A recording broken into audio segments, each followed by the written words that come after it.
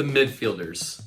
Brendan Aronson. This guy's a live wire. Deemed the Medford Messi, this 22-year-old from Medford, New Jersey is absolutely the most annoying player to play against and one of the best to be on the team. Once he gets on the field and starts running, that is all he's going to do, and he's going to be the biggest pest. Expect to see him subbed on most likely and not be a starter, but he's going to press and press and press and make it absolutely hell for whoever has the ball near him. He really had a breakout season with RB Salzburg, which has now landed him a spot in the Premier League with his new team, Leeds United, with fellow teammate Tyler Adams. In last year's Champions League, he didn't even make it to the final, and he ran more than any other player in the tournament, logging in 62 miles ran. Next closest was 52. Don't be shocked if he actually does get a start up top and out wide, but he also may be in the midfield. Expect to most likely see him for only a 20 to 30 minute burst, but no, for every single one of those minutes, you're getting 110%. Kellen Acosta, the 27-year-old from Plano, Texas, is going to be the first ever Japanese American represented at the World Cup. Acosta starred at the FC Dallas Academy and played for them for many years before his move to LAFC, where this year he won MLS Cup, scoring the opening goal off a free kick.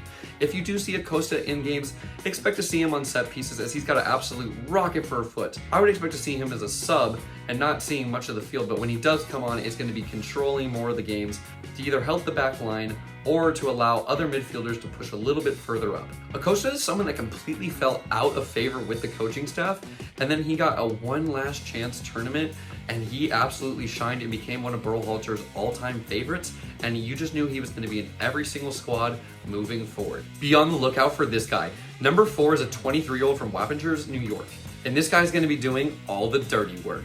If a game goes well for the US men's national team, Tyler Adams, more likely than not, is going to be the cause of it, and you're never even going to realize. Someone that does relentless running and wins the ball back more times than you can count, Tyler Adams is going to be in positions to cover people when they get lost. He's going to push up the field, and he's going to be a leader for this team, up for the captaincy spot.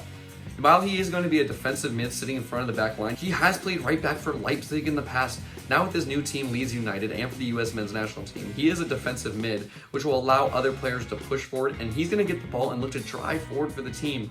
Adams is going to be a huge part of the US. We need him to succeed so that we can succeed. Luca De La Torre. This 24-year-old has become an absolute fan favorite by all the US men's national team fans. LDLT became the fan favorite during these final few qualifier games. Before that, no one really knew who he was. When he comes on the field, all he does is run.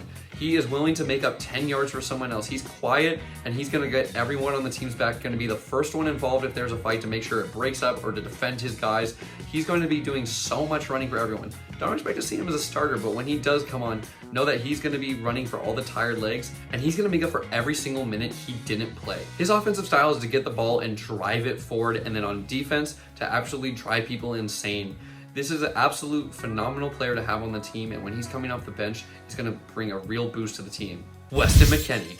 This 24-year-old is my favorite player on the team, and he's from Little Elm, Texas. McKennie is an absolute monster on the field, willing to run through walls for the team. Getting McKennie the ball in the midfield so he can churn and drive forward so he can move the team up with him is going to be a very important part for the US men's national team. Otherwise, we're going to have to resort to long ball.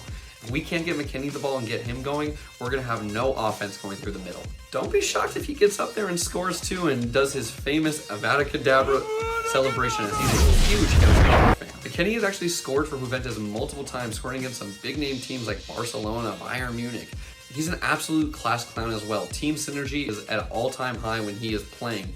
Loved by all the guys in the locker room and by all the fans, McKennie is a great addition to the team and going to be one of the staples in the starting lineup. Concerns for McKennie are going to be how reckless he does go into challenges. He's willing to put his body on the line. Concerns of injuries, especially with his knee and his right thigh, and yellow card accumulation is going to be another concern. Yunus Musa. You can't spell USA without this 19-year-old from New York. He's most likely going to be starting in the midfield along Weston McKennie and Tyler Adams, and he's going to be the creative one. But don't be shocked by all his flair. The kid knows how to work hard too, and he's not afraid to go in for a challenge despite his age. While he plays on the outside for his club team, Valencia, he will be in the middle creating for the US. He is an extremely talented player and crafty on the ball. Looking to get him the ball so that he can create and draw in pressure into the middle so it opens up our wide players like Christian Pulisic is going to be huge for the US. He is absolutely a decisive factor for the US. The only problem is if we can get that consistently. Christian Roldan, the man here for the vibes. The 27-year-old from Artesia, California was a pick that a lot of the fans were actually mad about, as it was deemed he was here for the vibes. Christian Roldan's going to be an on-field coach that really doesn't really see much of the field. He's going to be in the locker room, and many players have attested before that after they're pulled off or during halftime, Roldan's the first one to say, hey, you need to do this here. Watch out for this guy here. He's another part of the coaching staff, but can play. But hey, don't think this guy's no scrub. Roldan is a serial winner with Seattle Sounders in the MLS, winning MLS Cup with them, winning Supporter Shield, having winning records almost every single season he's been a part of. Roldan knows how to win. He's going to be a very vital part of the squad, whether he does or does not see the field.